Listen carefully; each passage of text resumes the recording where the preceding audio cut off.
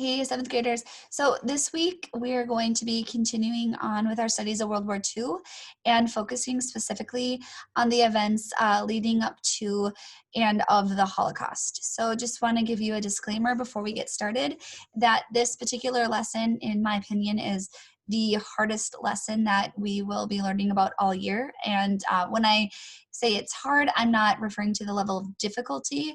I'm talking about how hard it is just on your soul and on your heart to learn about and to see what had happened during that time period. The Holocaust had occurred only about 80 years ago. There are still people alive today who had been survivors of it.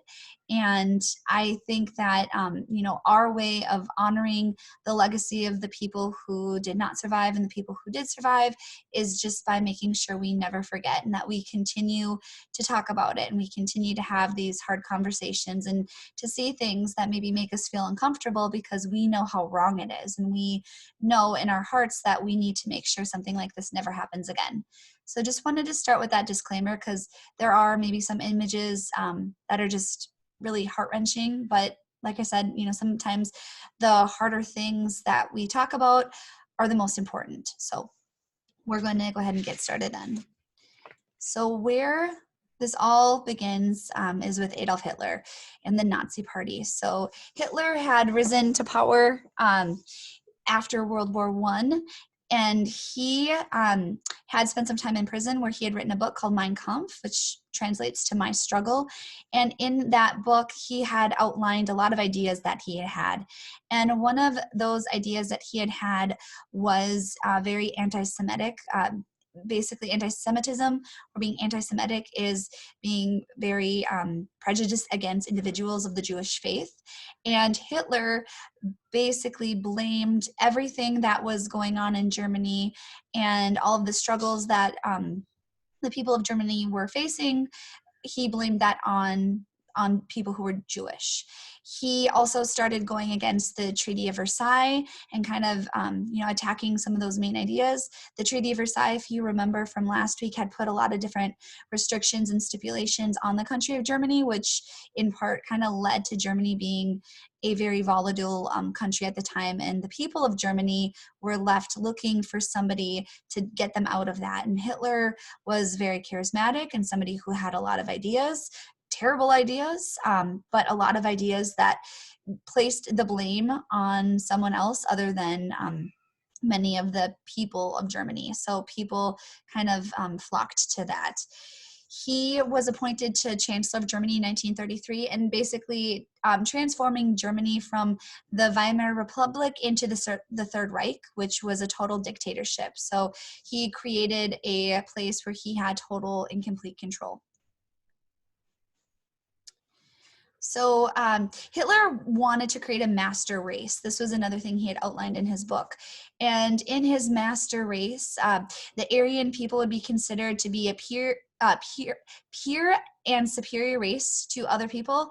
So generally speaking, Aryan race would refer to people who are Indo-European, people who, generally speaking, were fair-skinned, fair-haired, light eyes, people who were not Jewish, who were not Gypsy, who were not foreigners or outsiders. He also, again, as I said before, was spreading a lot of ideas of anti-Semitism, being prejudiced against Jews. And that particular idea of anti-Semitism wasn't one that was new in Europe. It was one that had been around for a long time. But Hitler really pushed that and used that existing prejudice and kind of capitalized on that to get more people to follow him. So Hitler could not do all of the terrible things that he had done alone. It's really unfortunate and sad to know that there were a lot of people that followed behind him and agreed with some of his really crazy ideas. So one of the men, so there's Dr. Joseph Goebbels. He was the head of the Nazi propaganda ministry and controlled all communication. as we've talked about previously this year, propaganda is incredibly biased information that is put out typically by a government or somebody who's trying to push their specific agenda. So the Nazi Party obviously had a very specific agenda and ideas that they wanted people to buy into. And so they were spreading all kinds of biased information to people, just lies and hatred, and this guy was the one in charge of that. They also had organized a lot of book burnings to eliminate other ideas, and with the book burnings, it was kind of like a symbolic destroying of old ideas. And basically, with that, any ideas that people had that went against the Nazi ideas, those were basically just, stopped in their tracks. And with that, a lot of people who were like professors or philosophers, people who were teachers, people who knew that what was going on was incredibly wrong, anyone who spoke out about those ideas or beliefs, they would be essentially shut up by the Gestapo. The Gestapo were the Nazi secret police. And, if there were people who did not agree with what the Nazis were doing and made that known, they just would disappear. And by disappear, I mean they were eliminated.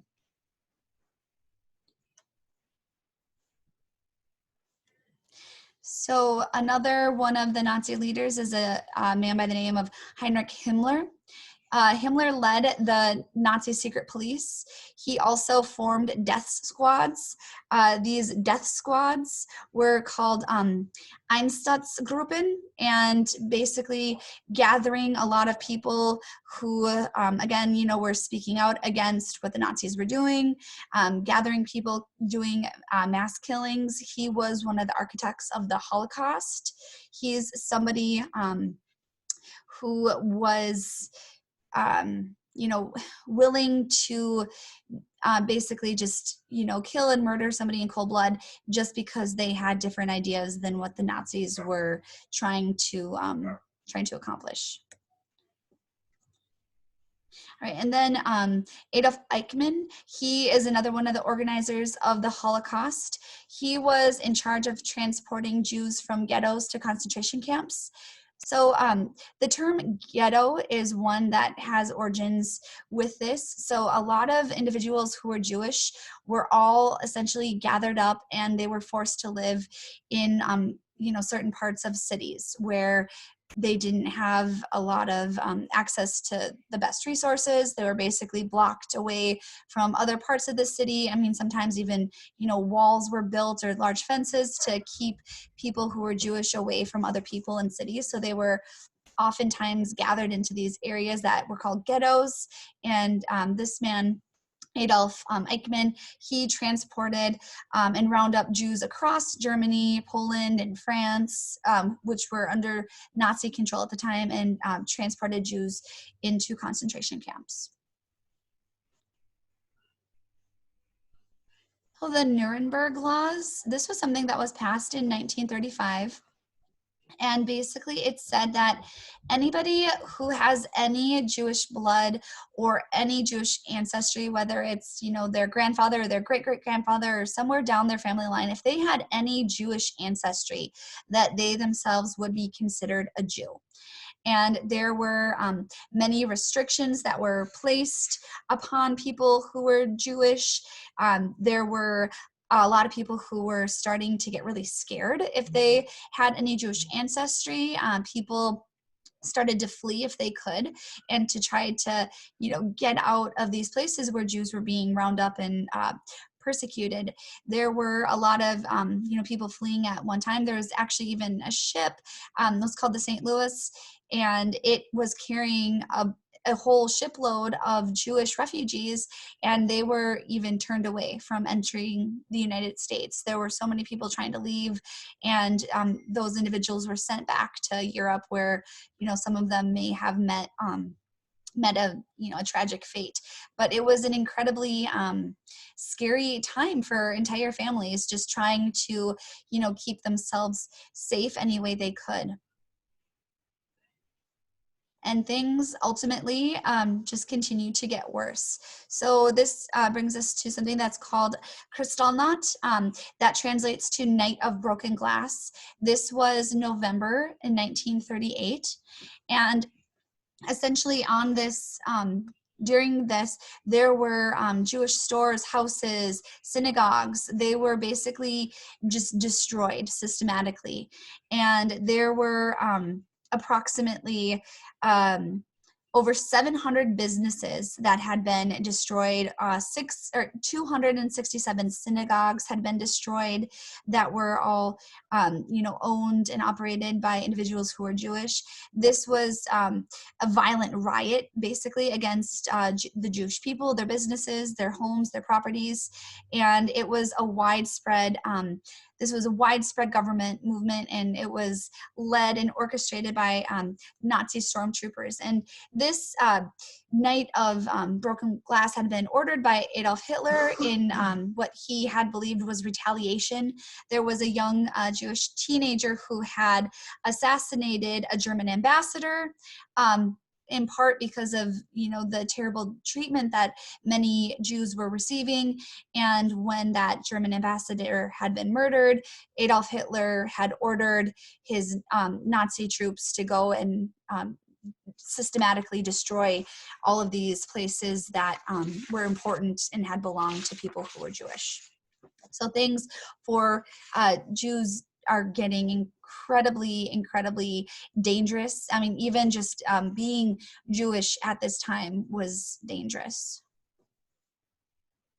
There was a Jewish registry created where all people with any Jewish ancestry had to register with the government. So again, it didn't matter. I mean, if you were even, removed, several generations from being Jewish, if you had any Jewish ancestry, you had to register. And if you did not register, that would, put you in grave danger as well. So, you were in danger for being Jewish and registering, and you were in danger if you didn't register, because if people found out that you maybe had some ancestry and you hadn't registered, people would turn you in to the Gestapo. People at this time were required to wear these Stars of David. So that's a very symbolic Jewish symbol, the Star of David, and anybody who was Jewish was required to wear a Star of David. And if you were Jewish and you were not wearing the star that identified you as Jewish, if you're not wearing that on you, you could also be taken by the Gestapo and have terrible repercussions for that. So if you're Jewish, you were having to carry papers with you that proved who you were, and you had to really watch your back. And this is really creating a lot of fear, and a lot of people are starting to try to flee. There's people going into hiding, entire families are going into hiding, and a lot of these places, the ghettos, are being taken over by the Gestapo and carting lots and lots of people who are Jewish away.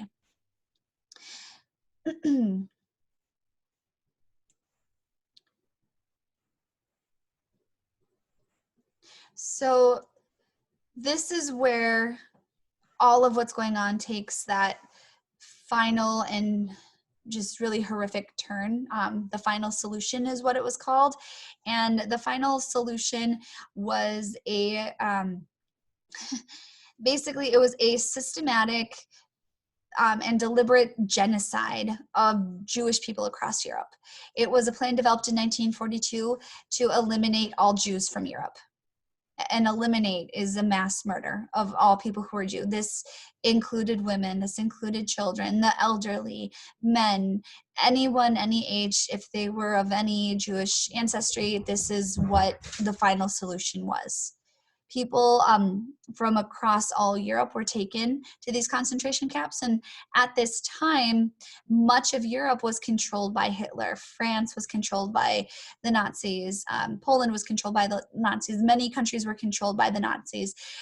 There were certainly people who were Jewish in England who were not as effective. England, though, is an island off the coast of the mainland, so people there were safer. But all across Europe, there was just this immense evacuation of people who were Jewish that were being brought to concentration camps and being murdered by the thousands. And the camps, many of them started out as being labor camps. And once this final solution plan was developed, those labor camps were then turned into death camps.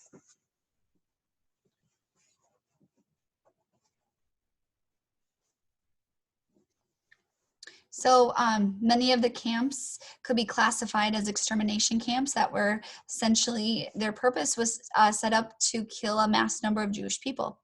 And Dr. Joseph Mengele, he was a Nazi doctor who was known for carrying out very horrific medical experiments on Jewish prisoners at Auschwitz, the worst and largest of the death camps. Oops. Dachau. Dachau opened in 1933. It had first opened as a political prisoner camp. This one was one of the first that had opened. And here's a photograph of Jewish men doing hard labor at Dachau. Kelno, another one of incredibly horrific concentration camps. This camp was set up for ethnic cleansing through mass killings. At this camp in Poland, there were 145,000 Jewish men, women, and children murdered at Kelno.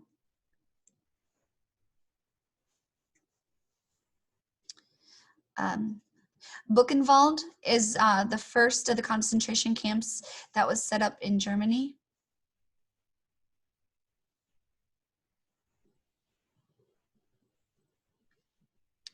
And then Bergen-Belsen is another camp that was set up in northern Germany.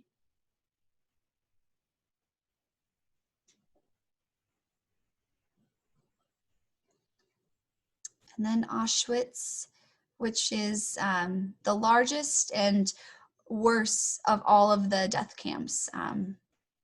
The horror stories from survivors are just absolutely hard to hear. The photographs are hard to even see. I mean, people are completely just emaciated. They are starving. I mean, there were, people who had left who were weighing, 50 pounds when they left Auschwitz.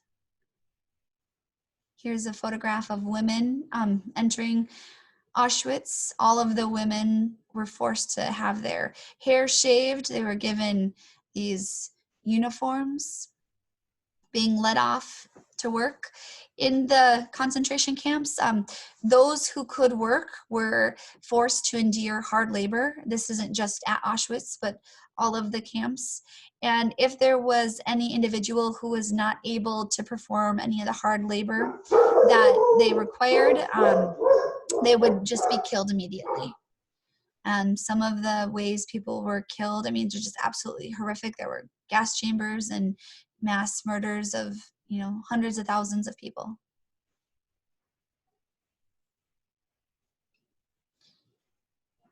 There were people, though, that knew what was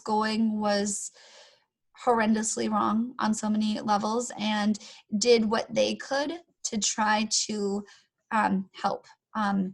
There's lots of stories of people across Europe, in Germany, Austria, Poland, who would take individuals who were Jewish and take them into hiding. And sometimes people were in hiding for years as the war went on.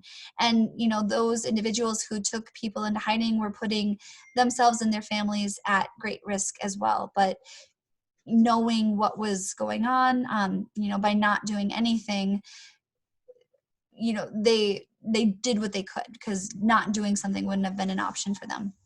So this is a photograph that was taken there was a pastor in this small town in South France, and they over the years had helped thousands and thousands of Jews escape to freedom, especially children.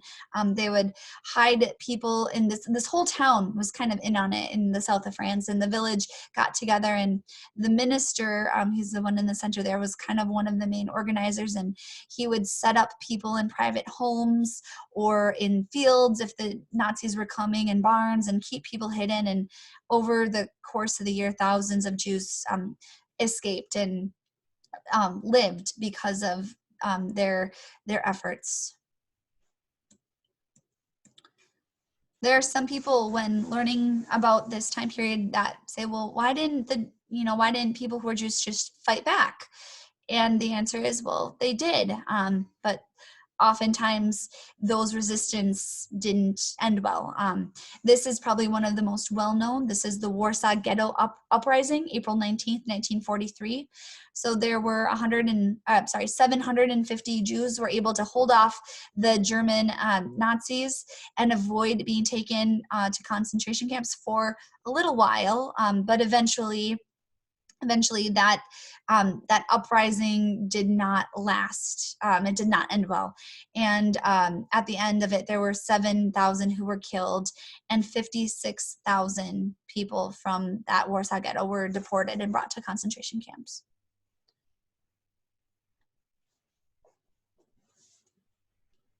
Here's a picture of Nazi Secret Service soldiers burning the Warsaw Ghetto after the uprising.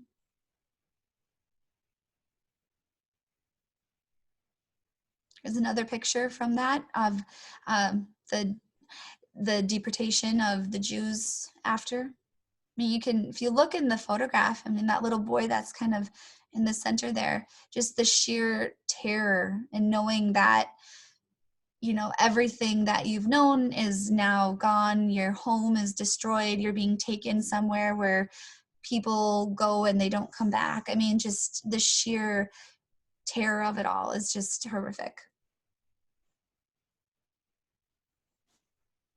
There were a few other resistance groups.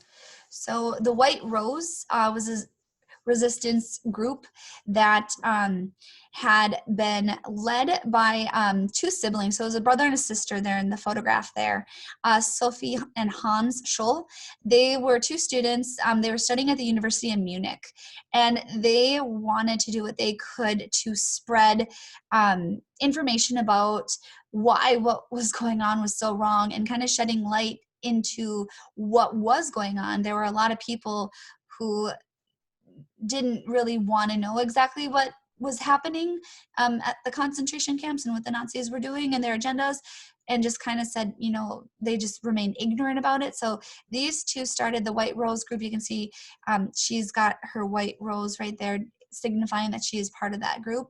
But they would pass out all kind of pamphlets to people, just anti-Nazi pamphlets saying what was happening and how people need to be outraged and what the Nazi propaganda has been telling you is wrong, and this is what's really happening.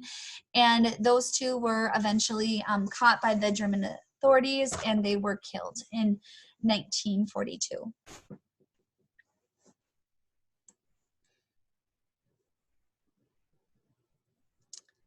So eventually, once the war starts coming to an end and the Allied forces are in the mainland, they start reaching some of the camps and liberating the people and setting them free. So that began in the summer of 1944.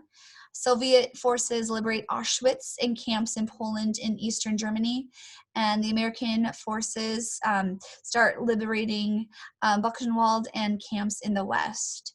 And there's, stories of soldiers who had gotten to these camps who had heard some of the stories of what was going on, but when they actually got there to free the people, they couldn't actually believe what they were seeing. I mean, just how emaciated the people were. They were incredibly skinny beyond recognition, and just, the conditions that they were forced to live in.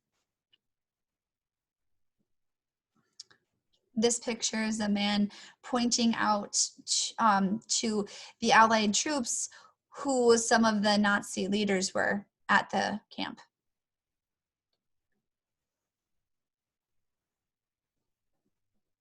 So after the war, there were many Nazi leaders who were brought to trial. They became known as the Nuremberg trials.